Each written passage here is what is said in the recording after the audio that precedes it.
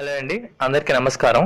Welcome to my channel. Actually నేను constitution అనే subject మీద నేను వీడియోస్ చేద్దామని చెప్పి స్టార్ట్ చేశాను. కాబట్టి కాన్స్టిట్యూషన్ అనే సబ్జెక్ట్ ని ఎక్స్ప్లెయిన్ చేయడం కన్నా ముందు ఒక బేసిక్ ఇంట్రడక్టరీ, అసలు కాన్స్టిట్యూషన్ అంటే ఏంది, అసలు లాస్ ఏంది, లాస్ ఎలా ఫ్రేమ్ చేస్తారు, ఆ ఒక డీటెయిల్ ప్రాసెస్ లోని డీటెయిల్ మేనర్ లోని మీకు ఈ వీడియో నేను ఎక్స్ప్లెయిన్ చేస్తున్నాను. నెక్స్ట్ నుంచి నాకు ఏంటంటే మీకు ఎక్స్ప్లెయిన్ చేసినప్పుడు మీకు ఏ విధంగా ఎక్స్ప్లెయిన్ చేసినా మీకు ఈజీగా అర్థం అవడానికి ఇది ఒక ఇంట్రడక్టరీ వీడియో ఇది. సో ఇంక నేను డిలే చేయట్లేదు, టాపిక్ లోకి వెళ్తున్నాను. Constitution is mother of all loss. Constitution is mother of all loss అని ఎందుకంటారంటే మన ఇండియాలో ఎన్ఫోర్స్ అయినా, అవుతున్నా అండ్ అవ్వబోయే యాక్ట్స్ అన్ని కూడా కాన్స్టిట్యూషన్ కి ఇంటర్లింక్ అయ్యే ఉంటాయి. కాన్స్టిట్యూషన్ కి సంబంధం లేకుండా మన ఇండియాలో ఏ యాక్ట్ లేదు, ఉండదు. అందుకనే కాన్స్టిట్యూషన్ ని మదర్ ఆఫ్ ఆల్ లాస్ అని అంటారు.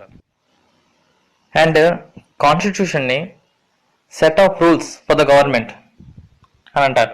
ఎందుకంటే సెట్ ఆఫ్ రూల్స్ అంటే మన గవర్నమెంట్ ఎలా వర్క్ అవ్వాలి, గవర్నమెంట్ తాలూకు ఫంక్షన్స్ ఏంటి, గవర్నమెంట్ కి ఉన్న పవర్స్ ఏంటి, గవర్నమెంట్ చేయాల్సిన డ్యూటీస్ ఏంటి, అండ్ అలాగే ఒక సిటిజన్ తాలూకు రెస్పాన్సిబిలిటీస్ ఏంటి, ఒక పర్సన్ కి ఏ ఫండమెంటల్ రైట్స్ ఉంటాయి, ఏ ఫండమెంటల్ డ్యూటీస్ ఉన్నాయి, ఇలా ప్రతి దాని గురించి కూడా ఈ డీటెయిల్ మేనర్ లో ఒక సెట్ ఆఫ్ రూల్స్ అని ఫ్రేమ్ చేశారు మన కాన్స్టిట్యూషన్ లో.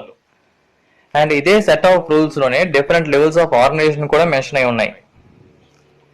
And different level of organisations మొత్తం 3. ఒకటి లెజిస్లేచర్, దాన్నే పార్లమెంట్ అంటారు. 2 ఎగ్జిక్యూటివ్. ఎగ్జిక్యూటివ్ అంటే group of ministers headed by prime minister or chief minister. అంటే మీకు ఆల్రెడీ దీని గురించి తెలిసి ఉంటారు. ప్రైమ్ మినిస్టర్ దగ్గర కానీ, చీఫ్ మినిస్టర్ దగ్గర కానీ క్యాబినెట్ మినిస్టర్స్ ఉంటారు. ప్రైమ్ మినిస్టర్ సంబంధించి క్యాబినెట్ మినిస్టర్స్ ఉంటారు. చీఫ్ మినిస్టర్ కి వీళ్ళకి సంబంధించిన క్యాబినెట్ మినిస్టర్స్ ఉంటారు. వీళ్ళని ఎగ్జిక్యూటివ్ అంటారు. అండ్ 3వది జ్యుడిషియరీ. జ్యుడిషియరీ అంటే కోర్టు ప్రాసెస్, మొత్తం కోర్టు సిస్టమ్ ని జ్యుడిషియరీ అంటారు. Each of them has its own activity and one should not encroach into another's activity. అంటే ఇంతకుముందు చెప్పిన 3 ఆర్గనైజేషన్స్ కి వాటికి సంబంధించి separate powers, separate rules, duties, rights, activities అన్ని ఉంటాయి. అట్ ద సేమ్ టైం ఒక ఆర్గనైజేషన్ సంబంధించిన యాక్టివిటీస్ లోకి ఇంకొక ఆర్గనైజేషన్ ఇంటర్ఫియర్ అవ్వకూడదు. ఎగ్జాంపుల్, నేను చెప్పినట్టు జడ్జిమెంట్ ఇవ్వు అని చెప్పి లెజిస్లేచర్ జ్యుడిషియరీని కమాండ్ చేయకూడదు. అండ్ నేను చెప్పినట్టు యాక్ట్ ని తయారు చేయండి అని చెప్పి జ్యుడిషియరీ లెజిస్లేచర్ ని కమాండ్ చేయకూడదు. అండ్ మన 3 ఆర్గనైజేషన్స్ లో ఫస్ట్ది legislature. Legislature is also known as law making body. And ఈ లా మేకింగ్ బాడీనే పార్లమెంట్ అని అంటారు, లేదా సెంట్రల్ లెజిస్లేచర్ అని కూడా పిలవచ్చు. And it is called as parliament only when Lok Sabha, Rajya Sabha, president of India officers are in activity. అంటే Lok Sabha, Rajya Sabha, president of India office, ఈ 3 present అయి ఉంటేనే, అంటే అక్కడ యాక్టివిటీ, ఆ మూడింటిలోనే యాక్టివిటీ జరగాలి. ప్రెసిడెంట్ ఆఫ్ ఇండియా ఆఫీస్లోనే యాక్టివిటీ జరగాలి, లోక్సభలోనే యాక్టివిటీ జరగాలి, రాజ్యసభలోనే యాక్టివిటీ జరగాలి. అప్పుడే దాన్ని పార్లమెంట్ అని అంటారు. ఎలక్షన్స్ టైంలో మాత్రం లోక్సభ డిజాల్వ్ అయిపోద్ది. అండ్ అలాంటి టైంలో పార్లమెంట్ అని పిలరు దాన్ని. వాటి రెస్పెక్టివ్ నేమ్స్ తో పిలుస్తారు. రెస్పెక్టివ్ నేమ్స్ అంటే లోక్సభని లోక్సభ అని పిలుస్తారు, లేకపోతే హౌస్ ఆఫ్ పీపుల్స్ రిప్రజెంటేటివ్ అని కూడా పిలుస్తారు, లేదా లోవర్ హౌస్ అని కూడా పిలుస్తారు. ఓకే.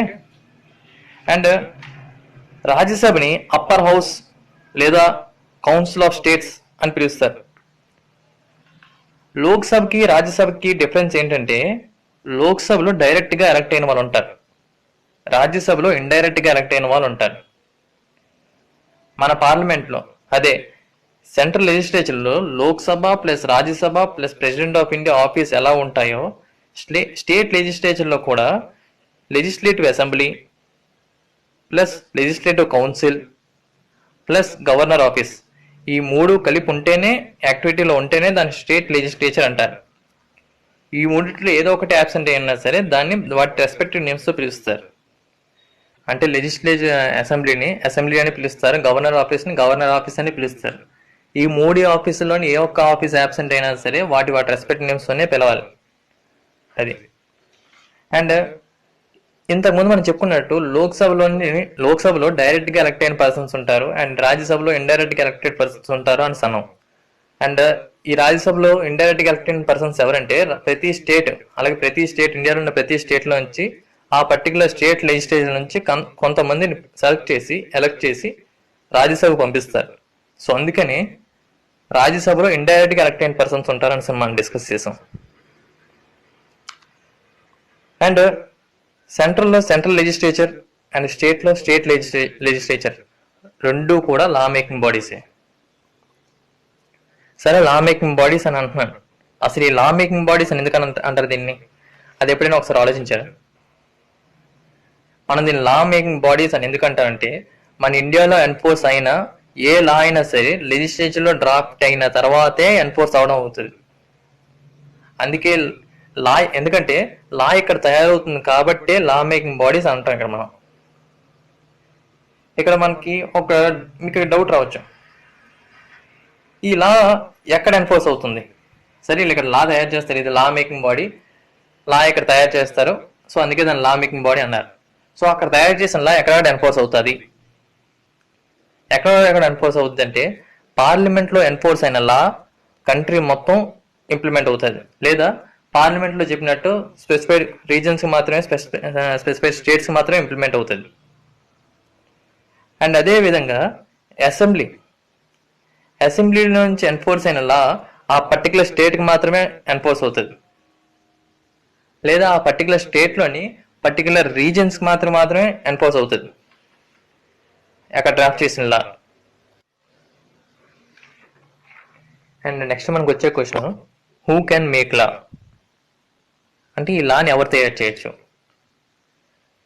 ఈ లాని ఎవరు పడితే వాళ్ళు డ్రాఫ్ట్ చేసి ఎన్ఫోర్స్ చేయలేరండి. ఎందుకంటే ఈ లాని మనం ఎలక్షన్లో ఓటు వేసి గెలిపించుకున్న పర్సన్ మాత్రమే లాన్ చేయగలరు.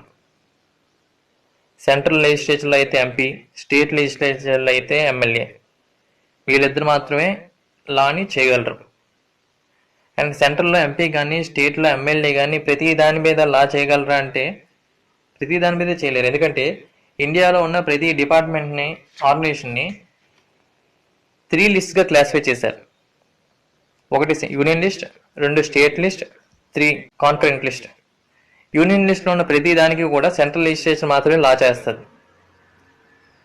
స్టేట్ లిస్ట్కి సంబంధించి స్టేట్ లెజిస్లేచర్ డెసిషన్స్ తీసుకుంటుంది. అండ్ అలాగే కాన్కరెంట్ లిస్ట్లో ఉన్న వాటికి మాత్రం ఐదర్ స్టేట్ అయినా తీసుకోవచ్చు, లేదంటే సెంట్రల్ అయినా సరే లా చేయొచ్చు. ఒకవేళ లెజిస్లేచర్ అంటే సెంట్రల్ ఉన్న central legislature and state legislature concurrent లిస్ట్లో ఉన్న ఏ ఒక్క దాని మీద అయినా సరే, అంటే వాళ్ళు లా చేస్తారు, సెంట్రల్ లెజిస్లేచర్ వాళ్ళు లా చేస్తారని వీళ్ళకి తెలియక, అండ్ స్టేట్ లెజిస్లేచర్లో ఒక లా ఇన్ఫార్మ్స్ దీని మీద లా డ్రాఫ్ట్ చేస్తున్నారని సెంట్రల్లో తెలియక, ఇద్దరు ఒకేసారి ఒకే దాని మీద లా అనేది డ్రాఫ్ట్ చేసి ఎన్ఫోర్స్ చేస్తే, అండ్ రెండిట్లో ఏది బాగుంది, లూపోల్స్ దేంట్లో తక్కువ ఉన్నాయి, డిసడ్వాంటేజెస్ దేంట్లో తక్కువ ఉన్నాయి అని కంపేర్ చేసి దాన్ని ప్రివేల్ చేస్తారు. మొత్తం ఫైనల్ డెసిషన్ సెంట్రల్దే. So next, why they make laws? అసలు లాస్ ఎందుకు తయారు చేయాలి? లాస్ వాళ్ళు తయారు చేయాలా? అసలు వాళ్ళే ఎందుకు తయారు చేయాలి? ఎందుకు తయారు చేయాలి అండ్ రీజన్స్లో ఒకసారి చూస్తే కనుక, లాస్ అన్నవి 3 రీజన్స్ గురించి తయారు చేస్తారు. First reason, they make loss on public demand. అంటే ఎక్కువ మంది ప్రజలు ఆ లాని చేయమని అడిగితే లాని చేస్తారు. ఎగ్జాంపుల్, ఇండియాలో రేప్ చేస్తే క్రైమ్ కింద కన్సిడర్ చేసి సిఆర్పిసి ప్రకారం పనిష్మెంట్ ఇస్తారు. ఇక్కడ దాకా బాగానే ఉంది, బట్ ఇక్కడ ఇష్యూ ఎక్కడ వస్తుందంటే ఆ పనిష్మెంట్ ఇవ్వడానికి కొన్ని సంవత్సరాలు పడుతుంది. సో అది ఇక్కడ హెజిటేషన్, దాని గురించి ఇక్కడ హెజిటేషన్ స్టార్ట్ అవుతుంది. అండ్ రీసెంట్గా మనకి హైదరాబాద్లో ఒక ఇన్సిడెంట్ జరిగింది, దిశకు సంబంధించిన ఒక ఇన్సిడెంట్ జరిగింది. సో ఆ టైంలో జనాలు మాత్రం, ప్రజలందరూ కూడా గవర్నమెంట్ని చాలా స్ట్రిక్ట్ యాక్షన్ తీసుకోవాలని చెప్పి డిమాండ్ చేశారు. యాక్చువల్గా ఏం జరిగిందో అందరికీ తెలుసు, ఎన్కౌంటర్ చేయడం అనేది తప్పు అని చెప్పి హ్యూమన్ రైట్స్ అంటున్నారు, అండ్ అక్కడ జరిగింది కరెక్ట్ అని చెప్పి సొసైటీ అంటుంది. సో మనం ఇక్కడ దాని గురించి ఎవరు తప్పు ఎవరు రైట్ అని చెప్పి మనం డిస్కస్ చేయట్లేదు.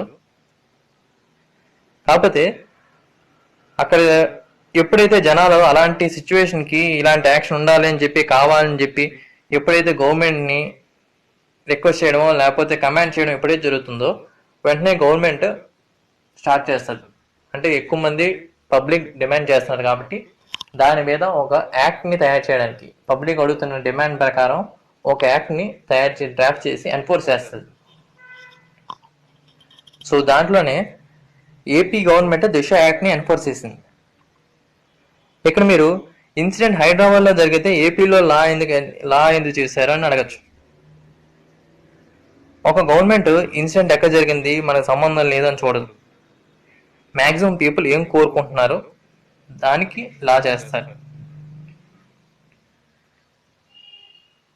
ఇప్పుడు ఆయన టైంలో దిశ ఇన్సిడెంట్ జరిగిన తర్వాత ఇండియాలో ఉన్న అందరూ కూడా స్పీడీ ట్రయల్స్ కోరుకున్నారు. సో దాన్ని కన్సిడర్ చేసుకొని స్టేట్లో స్పీడీ ట్రయల్స్ కోసం దిశ యాక్ట్ని ఎన్ఫోర్స్ చేశారు.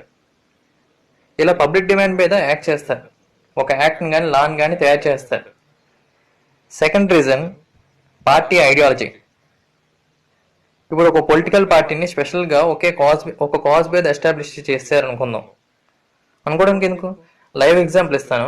మణిపూర్లో ఆర్మీ ఫోర్సెస్కి అగేనిస్ట్గా ఫ్రీడమ్ కోసం అయోమ్ చాను షర్మిల ఒక లేడీ 16 years నుంచి హంగర్ స్ట్రైక్ చేశారు. అండ్ ఆవిడకి పబ్లిక్ సపోర్ట్ కూడా ఉంది అక్కడి నుంచి. అండ్ ఈ మధ్య స్ట్రైక్ కూడా ఆపిస్తారు ఆవిడ. ఇప్పుడు పొలిటికల్ పార్టీని పెట్టారు. అండ్ ఆ పార్టీ పేరు people's resurgence and justice alliance. ఇప్పుడు ఆవిడ పార్టీ పెట్టారంటే దానికి ఒక పర్టికులర్ పార్టీకి పర్టికులర్ ఎజెండా ఉంటుంది, అంటే పర్టికులర్ ఐడియాలజీ ఉంటుంది. అంటే ఒకవేళ రేపు పొద్దున్న ఎలక్షన్స్లో గెలిచిన తర్వాత ఎలా ఉండాలి, వాటి పార్టీ యొక్క ఎజెండా ఏంది, ఎలా ఎన్ఫోర్స్ చేయాలి అని చెప్పేసి ఒక ఆల్రెడీ బయటికి క్యాన్వాసింగ్ వెళ్ళినా సరే అదే చెప్తారు. సో ఆ ఐడియాలజీ ఎవరికైతే అక్కడ ఉన్న ఓటర్స్కి నచ్చి ఓటు వేసి ఆ పార్టీని గెలిపిస్తే ఆ పార్టీ తాలూకా ఐడియాలజీ నచ్చే కదా వేసినట్టు ఓటర్లు. అక్కడున్న ఎవరైతే సొసైటీ ఎవరైతే ఓటర్స్ ఉన్నారో ఆ ఐడియాలజీ నచ్చితేనే ఓటేస్తారు. ఐడియాలజీ నచ్చకుండా వెళ్ళి ఓటు వేసారు ఎవరైతే ఉండరు. సో ప్రజలు ఆటోమేటిక్గా ఐడియాలజీకి ఓటు వేశారు అంటే ఆ పార్టీ సంబంధించిన ఎజెండాకి మాకు నచ్చింది, మీరు దాని మీద యాక్ట్ చేయండి, ఒక లాని తయారు చేయండి అని ఆల్మోస్ట్ ఇండైరెక్ట్ అడిగినట్టే. సో అలాంటప్పుడు కూడా ఒక లాని తయారు చేస్తారు. అండ్ థర్డ్ రీజన్ ఒక కమ్యూనిటీ గురించి లేదా ఒక special type of group of people గురించి కూడా ఒక యాక్ట్ని కానీ ఒక లాని కానీ ఎన్ఫోర్స్ చేయడం జరుగుతుంది. ఎగ్జాంపుల్ ఫిజికల్లీ హ్యాండిక్యాప్డ్ కోసం ఆర్పిడబ్ల్యూడి యాక్ట్ అనేసి ఒకటి ఉంది. ఈ యాక్ట్లో పిహెచ్ వాళ్ళకు ఉన్న రైట్స్ ఏంటి, రిజర్వేషన్స్ ఏంటి, ఎంతవరకు ఉన్నాయి, ఇలా వాళ్ళకి సంబంధించి ఏవేవైతే ఉంటాయో అన్నీ కూడా ఈ యాక్ట్లో పొందుపరిచారు. అండ్ ఈ ఆర్పిడబ్ల్యూడి యాక్ట్ గురించి ఇంకా క్లియర్గా తెలుసుకోవాలనుకుంటే కనుక నా ప్రీవియస్ వీడియో చూడండి, ప్రీవియస్ వీడియోస్లో ఉంటుంది, ఒకసారి చూడండి, ఒక ఐడియా వస్తుంది. సో ఇది ఒక థర్డ్ రీజన్. ఇప్పటి వరకు మనం లా మేకింగ్ బాడీ ఎందుకంటారు, లాని ఎవరు చేస్తారు, ఎక్కడ ఎన్ఫోర్స్ అవుతుంది, అసలు దేనికోసం లాస్ చేస్తారు, ఇవన్నీ చూసాం. ఇప్పుడు అసలు లాని ఎలా చేస్తారు అని చూద్దాం. అంటే హౌ దే మేక్ లాస్.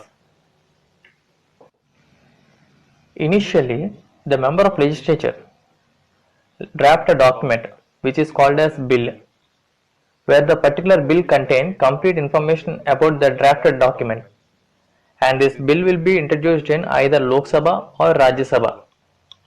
అంటే ఇప్పుడు ఒక లెజిస్లేచర్లో ఒక యాక్ట్ని ఎమ్మెల్యే కానీ ఎంపీ కానీ ఇలా తీసుకొచ్చి అలా ఎన్ఫోర్స్ చేయలేరండి. వాళ్ళు ఒక లాని ఎన్ఫోర్స్ చేద్దాం అనుకుంటే వాళ్ళు ఎన్ఫోర్స్ చేద్దాం అనుకున్న లాని నీట్గా డ్రాఫ్ట్ చేయాలి. డ్రాఫ్ట్ అంటే అసలు ఈ లా దేనికోసం చేస్తున్నారు, ఎవరి కోసం చేస్తున్నారు, ఈ యాక్ట్ తాలూకు అడ్వాంటేజెస్ ఏంటి, సెక్షన్స్ ఏంటి, ఇలా దీనికి సంబంధించిన పూర్తి ఇన్ఫర్మేషన్ని లెజిస్లేచర్లోకి ఇంట్రడ్యూస్ చేస్తారు. అండ్ ఇలా డ్రాఫ్ట్ చేసిన దాన్ని బిల్ అని అంటారు. ఎప్పుడైతే ఓటింగ్లో పాస్ అయ్యి ప్రెసిడెంట్ అసెట్ వస్తుందో అప్పటి నుంచి ఆ బిల్లుని లా అని కానీ యాక్ట్ అని అంటారు. ప్రెసిడెంట్ అసెట్ అంటే ప్రెసిడెంట్ యొక్క సిగ్నేచర్. సో ఎప్పుడైతే ప్రెసిడెంట్ తన సిగ్నేచర్ని బిల్లు మీద పెడతారో అప్పుడు అది యాక్ట్ కానీ లా కానీ అవుతుంది. అప్పటి వరకు దాన్ని బిల్ అనే అంటారు. ఇలా ప్రెసిడెంట్ ఎప్పుడైతే అసెట్ ఇస్తారో అసెట్ ఇచ్చిన తర్వాత మాత్రమే బిల్ అన్న దాన్ని ఒక యాక్ట్ కింద కానీ లేకపోతే లా కింద కానీ ఎన్ఫోర్స్ అవ్వడం మొదలవుతుంది. అప్పటి వరకు అది బిల్లు కింద ఉంటుంది. సో అది ఇంతకుముందు చెప్పుకున్నట్టు మనం ఎప్పుడైతే ఒక లాని ఎన్ఫోర్స్ చేద్దాం అనుకున్నారో దానికన్నా ముందు ఏంటంటే దాన్ని డ్రాఫ్ట్ చేసి దానికి సంబంధించిన పూర్తి డీటెయిల్డ్ ఒక డ్రాఫ్ట్ రూపంలో చేసి ఇంట్రడ్యూస్ చేస్తారు. ఎక్కడ ఇంట్రడ్యూస్ చేస్తారంటే ఐదర్ లోక్సభలో కానీ ఇంట్రడ్యూస్ చేయొచ్చు, లేదంటే రాజ్యసభలో కూడా ఇంట్రడ్యూస్ చేయొచ్చు. ఏదో ఐదర్ ఆఫ్ ద హౌసెస్ లో ఇంట్రడ్యూస్ చేయొచ్చు దీన్ని, బిల్లుని. సపోజ్ ఒకవేళ బిల్లుని డ్రాఫ్ట్ చేసి రాజ్యసభలో ఇంట్రడ్యూస్ చేశారు. అలా ఇంట్రడ్యూస్ చేసిన తర్వాత బిల్లు మీద డిస్కషన్ జరగాలి. దాన్ని డిస్కషన్ స్టేజ్ అంటారు. డిస్కషన్ స్టేజ్లోని ఆ బిల్లు ఏదైతే బిల్ డ్రాఫ్ట్ చేశారో దాంట్లోని డిసడ్వాంటేజెస్, లూప్ హోల్స్ వీటి మీద డిస్కషన్ జరుగుతుంది. ఒకవేళ నిజంగానే దాంట్లో డిసడ్వాంటేజెస్ ఎక్కువ ఉన్నాయి, లూప్ హోల్స్ ఎక్కువ ఉన్నాయి అనుకుంటే కనుక మోడిఫికేషన్స్కి రెక్టిఫికేషన్స్ కోసం రీడ్రాఫ్టింగ్ కోసం అని మళ్ళీ ఆయనకి బ్యాక్ పంపిస్తారు. బ్యాక్ పంపించిన తర్వాత మళ్ళీ దీన్ని నీట్గా రీడ్రాఫ్ట్ చేస్తారు. అంటే ఏదైతే ఇంతకుముందు లోక్సభలో కానీ రాజ్యసభలో కానీ హౌసెస్లోని డిసడ్వాంటేజెస్, లూప్ హోల్స్ దేని గురించి అయితే డిస్కస్ చేశారో వాటిని రెక్టిఫై చేయడానికి, మోడిఫికేషన్ చేయడానికి మళ్ళీ నీట్గా డ్రాఫ్ట్ చేసి మళ్ళీ చేస్తారు. ఇలా రీడ్రాఫ్ట్ చేసిన బిల్లుని మళ్ళీ ఇంట్రడ్యూస్ చేస్తారు హౌస్లోకి. ఇప్పుడు మళ్ళీ అందులో డిసడ్వాంటేజెస్, లూప్ హోల్స్ మళ్ళీ డిస్కస్ చేస్తారు.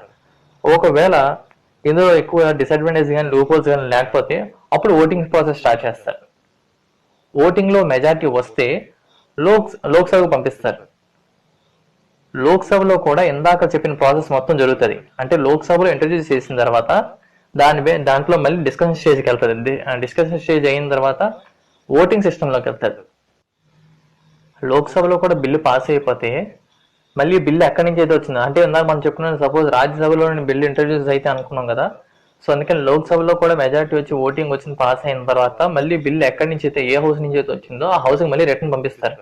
ఆ హౌస్ నుంచి ప్రెసిడెంట్ దగ్గరికి బిల్లుని పంపిస్తారు. అప్పుడు ప్రెసిడెంట్ తన అసెట్ ని బిల్ ఇస్తారన్నమాట. అప్పటి నుంచి బిల్లు యాక్ట్ కింద ఎన్ఫోర్స్ అవుతుంది. అండ్ లెజిస్లేచర్లో ఇంట్రడ్యూస్ చేసిన ప్రతి బిల్లుకి ఒక క్లాసిఫికేషన్ ఉంటుంది. ఇన్కమ్కి లేదా ఎక్స్పెండిచర్కి సంబంధించిన బిల్ అయితే దాన్ని మనీ బిల్ అంటారు.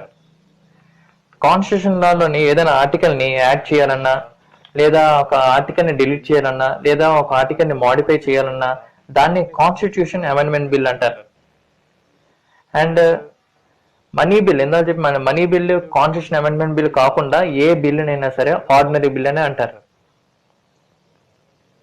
ఆర్డినరీ బిల్స్ కి, మనీ బిల్స్ కి అయితే సింపుల్ మెజారిటీ ఉండాలి. అంటే ఇప్పుడు ఓటింగ్ డిస్కషన్ స్టేజ్ అయిపోయిన తర్వాత ఓటింగ్ ప్రాసెస్కి వెళ్తాను అన్నాం కదా ఇందాల. సో ఓటింగ్లోని సింపుల్ మెజారిటీ ఉండాలి బిల్లు పాస్ అవడానికి. సింపుల్ మెజారిటీ అంటే టోటల్ నెంబర్ ఆఫ్ మెంబర్స్. ఇప్పుడు లోక్సభలో ఉన్నారనుకోండి, లోక్సభలోని ఫర్ ఎగ్జాంపుల్ 550 మెంబర్స్ ఉన్నారనుకోండి. ఆ 550 మెంబర్స్ డివైడెడ్ బై 2 +1 అంటే more than 50% of the strength కన్నా ఎక్కువ, దాన్ని సింపుల్ మెజారిటీ అంటారు. అండ్ అదే కాన్స్టిట్యూషన్ బిల్ అయితే స్పెషల్ మెజారిటీ ఉండాలి. అంటే మినిమం 50% స్ట్రెంత్ ఉండాలి. అంటే టోటల్ స్ట్రెంత్లోని అందులో కనీసం 50% ఆఫ్ ద స్ట్రెంత్ ఆ రోజు హౌస్లో ఉండాలి. అండ్ హౌస్లో ఉన్న వాళ్ళ నుంచి మినిమం 2/3 ఆఫ్ ద పర్సన్స్ బిల్లుకి ఫేవర్గా ఓట్ వేయాలి. దాన్ని స్పెషల్ మెజారిటీ అంటారు. అండ్ ఈ బిల్స్ని రూలింగ్ పార్టీ ఇంట్రడ్యూస్ చేస్తే కనుక దాన్ని పబ్లిక్ బిల్ అంటారు. అండ్ అపోజిషన్ పార్టీ ఇంట్రడ్యూస్ చేస్తే కనుక ఒక బిల్ని దాన్ని ప్రైవేట్ బిల్ అంటారు. ఇంతకుముందు చెప్పుకున్న 3 బిల్స్లోని మనీ బిల్ని ఓన్లీ పబ్లిక్ మెంబర్స్ మాత్రం ఇంట్రడ్యూస్ చేయాలి. ఆర్డినరీ బిల్ని అండ్ కాన్స్టిట్యూషన్ అమెండ్మెంట్ బిల్ని పబ్లిక్ మెంబర్ లేదా ప్రైవేట్ మెంబర్ ఇద్దరు ఎవరైనా సరే ఇంట్రడ్యూస్ చేయొచ్చు. కొన్నిసార్లు బిల్లుని లోక్సభలో ఇంట్రడ్యూస్ చేస్తే రాజ్యసభలో అపోజ్ చేయడం, లేదా రాజ్యసభలో ఇంట్రడ్యూస్ చేసిన బిల్లుని లోక్సభలో కొన్నిసార్లు అపోజ్ జరగడం మనం కొంచెం వింటూ ఉంటాం న్యూస్లో అట్లా. సో అలా ఆగిపోయిన బిల్స్ని అలాంటి సిచ్యువేషన్లో ప్రెసిడెంట్ జాయింట్ సెషన్ అరేంజ్ చేస్తారు. ఇలా అరేంజ్ చేసిన జాయింట్ సెషన్లో బోత్ లోక్సభ, రాజ్యసభ 2 హౌసెస్ని అరేంజ్ చేస్తారు. ఇద్దరికి ఒకేసారి అరేంజ్మెంట్స్ చేస్తారు. సో అలా అరేంజ్ చేసిన టైంలోని మళ్ళీ ఓటింగ్ కండక్ట్ చేస్తారు. ఆ ఓటింగ్లో మెజారిటీ అనేది బిల్లు ఫేవర్గా వస్తే బిల్ అనేది ఎన్ఫోర్స్ అవుతుంది. ఒకవేళ బిల్లుకి అగెయినిస్ట్గా వస్తే కనుక బిల్ అనేది అక్కడతో స్టాప్ అయిపోతుంది. దాన్ని జాయింట్ సెషన్ అంటారు. అంటే బోత్ ఇప్పుడు లోక్సభలోనే ఓటింగ్, లేదంటే రాజ్యసభలోనే ఓటింగ్ జరుగుతుంటే ఇక్కడ కొన్ని మిస్కమ్యూనికేషన్ జరుగు సంథింగ్ ఎక్కడో చిన్న మిస్టేక్ వల్ల బిల్ అనేది ఆగిపోతుంది. సో అలా ఆగిపోకుండా ఉండడానికి ఏంటంటే ప్రెసిడెంట్ అనేది బోత్ ద హౌసెస్, లోక్సభని రాజ్యసభని బోత్ ఇద్దరిని కూడా ఒక దగ్గర కూర్చోబెట్టి అప్పుడు మళ్ళీ ఓటింగ్ కండక్ట్ చేస్తారు. ఆ వచ్చిన ఓటింగ్ లోనే మెజారిటీ దేనికి ఫేవర్ ఉంది అని చెప్పి చూస్తారు. బిల్లుకి ఫేవర్ ఉంటే మాత్రం అప్పుడు దాన్ని ఫార్వర్డ్ చేసి ఎన్ఫోర్స్ చేస్తారు, లేదంటే లేదు. ఈ జాయింట్ సెషన్ ని ఇంకో పేరు ఏంటంటే డెడ్ లాక్ అంటారు దీన్ని. సో ఇది ఒక ఇంట్రడక్టరీ టాపిక్. దీన్ని బట్టి అంటే ఒక లా అంటే ఏంది, లాని ఎందుకు చేస్తారు, ఎక్కడ చేస్తారు, ఒకవేళ చేసిన లాని ఎవరు తయారు చేయగలరు, ఎవరెవరు ఎలిజిబుల్, ఒకవేళ చేసిన లాని ఎక్కడెక్కడ ఎన్ఫోర్స్ అవుతుంది, అలా ఎన్ఫోర్స్ అయిన ప్రతిదీ కూడా పర్టికులర్ స్టేట్ గా లేకపోతే రీజన్ గా వీళ్ళు ఎందుకు చేయాలి, అసలు లా చేస్తున్నారు ఎందుకు చేస్తున్నారు, ఒకవేళ చేస్తే లాని చేస్తే ఏ రీజన్స్ పరంగా చేస్తున్నారు, ఒకవేళ చేయాల్సి వస్తే కనుక దాన్ని ఎలా ఇంట్రడ్యూస్ చేస్తారు, ఎక్కడ ఇంట్రడ్యూస్ చేస్తారు, ఒకవేళ ఇంట్రడ్యూస్ చేసిన తర్వాత ఒక బిల్లు పాస్ చేయకపోతే ఏ సెషన్ కండక్ట్ చేస్తారు, ఇలా మొత్తం కూడా ఇందులో మీరు తెలుసుకున్నారు. నెక్స్ట్ అనేది సెషన్స్, దీన్ని బట్టి నేను నెక్స్ట్ కంటిన్యూ చేస్తాను. నేను నెక్స్ట్ వీక్ అలా లేకపోతే వీలైన తొందరగా నెక్స్ట్ పార్ట్ నేను పెట్టడానికి మ్యాక్సిమం ట్రై చేస్తాను. ఈ లోపల మీకు ఇస్తున్న చిన్న హోంవర్క్ ఏంటంటే ఈ వీడియోని ఒకసారి మీకు అర్థం అయ్యేటట్టు చెప్పాను. మ్యాక్సిమం అర్థం కాకపోతే మళ్ళీ ఒకసారి చూడండి వీడియోని. హోంవర్క్ ఏంటంటే మీరు దీన్ని నేను నెక్స్ట్ వీడియో అప్లోడ్ చేసే లోపల వీలైనంత వరకు షేర్ చేయండి అండ్ నా ఛానల్ని తప్పకుండా సబ్స్క్రైబ్ చేయండి. Thank you. మళ్ళీ మేము నెక్స్ట్ క్లాస్లో కలుస్తాను. బాయ్. హలో అండి.